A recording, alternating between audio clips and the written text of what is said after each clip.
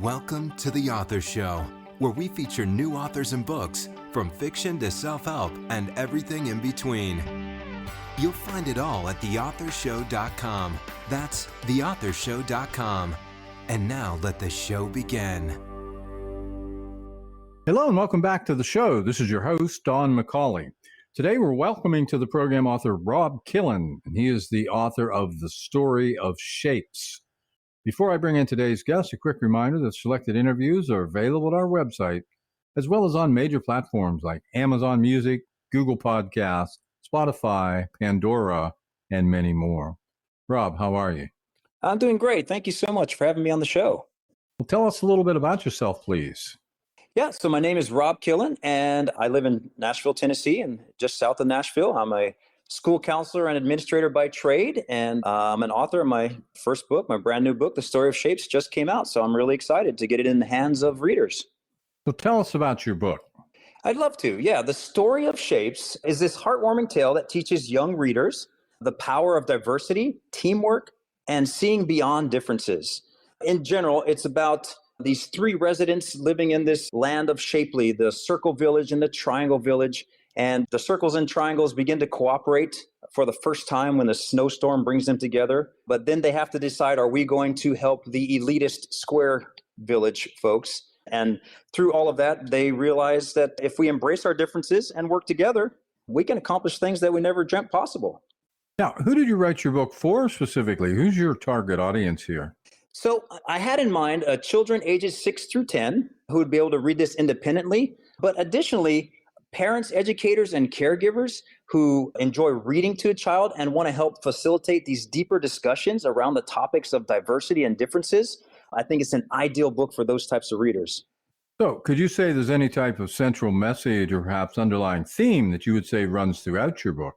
Oh, yes, absolutely. The central message of The Story of Shapes is that we, as human beings, are designed to be stronger together.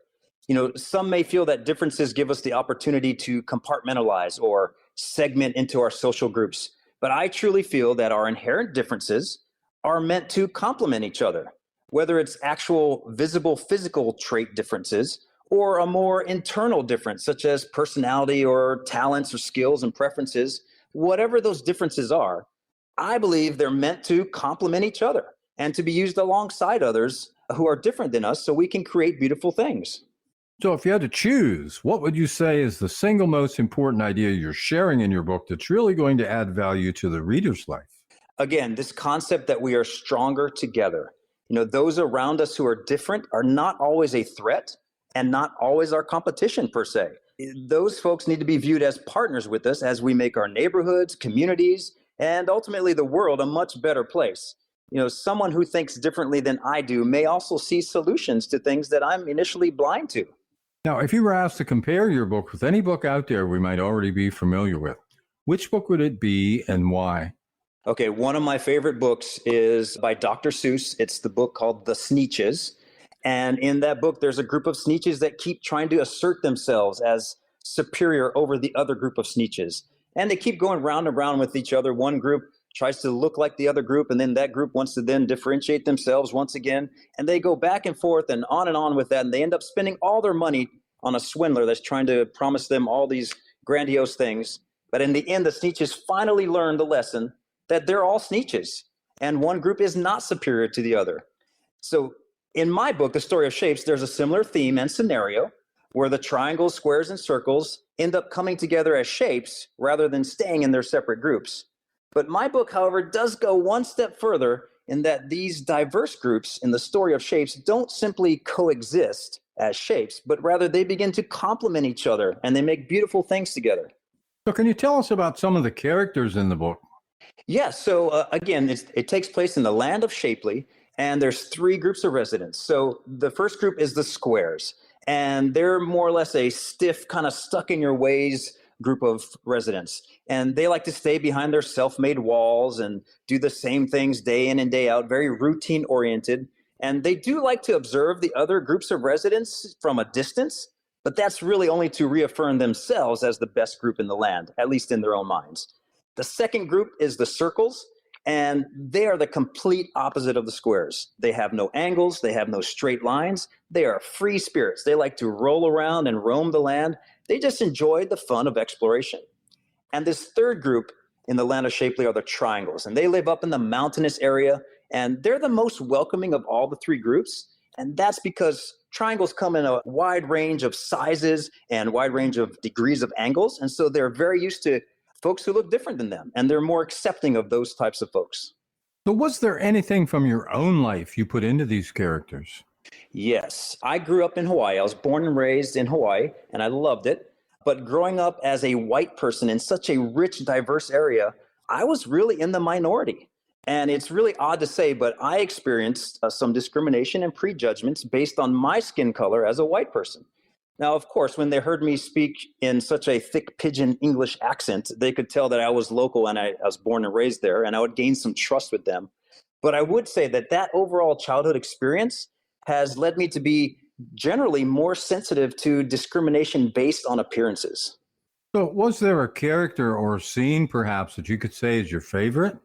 Well, outside of the final scene where all the shapes are enjoying working together, I would say my favorite scene has to be where all the circles and triangles are debating whether they should help the elitist square group. After all, the squares never offered any help to anyone, and they always looked down on everyone else. But a wise and very old circle begins to explain that he has heard of other lands where shapes don't go by their shape names. They simply go by the term shapes. And they aren't just squares, circles, and triangles, but they're all shapes that work alongside each other to create new and beautiful things. And so the question he poses is, can we become the neighbors that we always wanted the squares to be to us? So what's your background and how did you come to focus on dignity as a targeted quality for your products? Oh, great question. I am a school counselor by training. And during my early days of my very first school post, I was assigned a classroom in a circular annexed building, and we all affectionately called it the pod. And since students came to my class for social and emotional learning, I began to brand my school counseling program as the Pod Squad. And so I broke up that word pod, P-O-D, to stand for People of Dignity.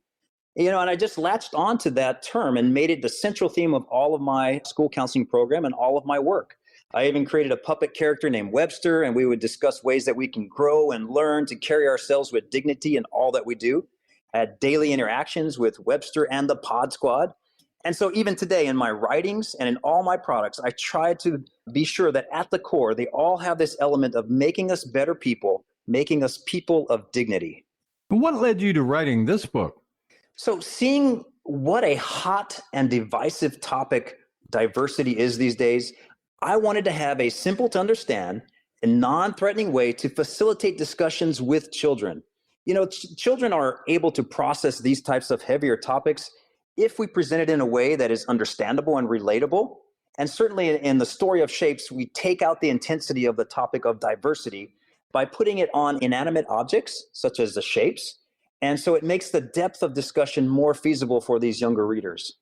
Why do you think children and families would enjoy this book? I really think children and families would enjoy this book, not only for its very timely and important message, but because really it's just a fun book. Bill Kersey's the illustrator. He did a fantastic job. The colors are vibrant, and the story of shapes, it goes really deep without seeming to go deep, if that makes any sense. Additionally, there are tons of mathematical and other types of puns in the book that are sure to help the adult readers and older kids stay engaged. In writing this, I had no idea there were so many geometric jokes and puns out there. How do you see this book being used as a tool for educators? I envision educators of all types, whether it's parents, teachers, school counselors, administrators. I envision them using this book as a springboard for discussion on diversity.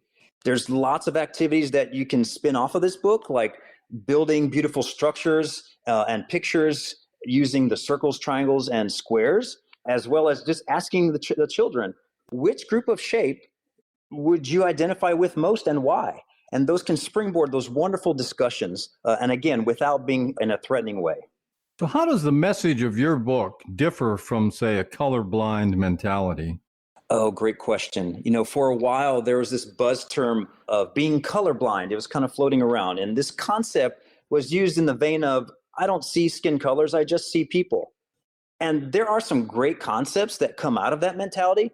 But if we look at it deeply, it actually negates diversity. It's more or less insinuating that we all look the same and therefore we are all the same. But in reality, we do look differently. We do think about things differently, and we do have different talents and skills. And rather than glossing over or bearing those differences, let's acknowledge them. Let's celebrate them. Let's see how we can use those complementary differences to create something beautiful. Why is this such an important topic, in your opinion, for school culture? I think school culture is so important. If we think about it, a child spends 1/3 of their day at school. That's a lot of time. And so therefore, school culture must be a priority, as it will greatly influence the students, just the time that they spent at school. And I have set foot in many school buildings, and many times I can feel the tone of the school culture within the first 15 minutes or so. I've heard it said that either you're going to have school culture by design or you're going to have it by default. So it needs to be intentionally addressed. And when we think of some of the most pressing issues in society, those are typically the same issues that we're seeing in the schools. And one of those big ones is, as we're discussing here, what do we do with our differences? Do we challenge them in others? Do we argue about them? Do we ignore them? Or do we embrace them? So learning to recognize and embrace differences, all the while working together, can be the foundation of creating a welcoming and supportive school culture. Again, our differences are complementary rather than a hierarchy of status and competition. And over the years, we've come to understand that students learn, they truly learn, when they feel safe and when they have a sense of belonging. And so those basic needs of safety and belonging must be met before significant academic learning can take place. All of this starts with school culture. So, did your environment or upbringing perhaps play any major role in your writing? Oh, absolutely. Outside of growing up in Hawaii, I was the younger of two children for 10 years, and then my brother was born. And so that 10-year gap, I loved having a younger brother. And our ages were so far apart that I learned how to relate to younger children at a very early age.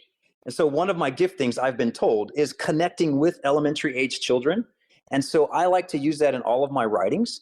And I also have been told that I have an elementary age sense of humor as well, which usually comes out in my projects as well. So, what can you tell us about this genre and why you decided to write in this genre? I love fiction picture books as my primary genre of writing. These types of books can be read in a very short period of time, and yet they can say so much in just 32 pages or less. Picture books can also resonate with many different types of readers, as they contain both text and engaging rich pictures for the visual child. And these types of books easily lend themselves to the initiation of deeper discussions, which is really the goal of the story of Shapes. So, what's been your most rewarding experience since publishing your book? I would have to say the most rewarding thing as a children's picture book author is when the faces of children light up as you read your book to them, and they're glued to the pages and they can't wait to hear what happens next. It really makes myself feel like all these efforts are worth it. It doesn't get much better than that. Well, how would you describe your writing style? I would describe my writing style as focused and intentional, yet quirky. I typically throw in a load full of puns and playful sarcasm in my work. And I do this not only to amuse myself while I'm writing, but also to entertain the adults that will be reading along with the young children. If these adult readers enjoy reading the book, then that translates to the child as well. And then hopefully that message gets translated. Now, your characters, are they pure fiction or do you draw from people you know in real life? Oh, wow. Yes, this world is made up of many interesting people.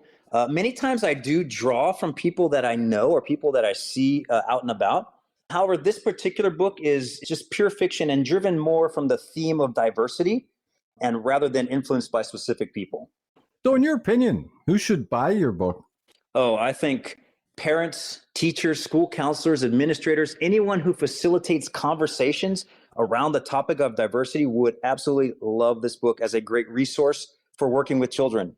This would be a great resource for discussing and processing with a child as that child becomes aware of some of the news headlines from around the world.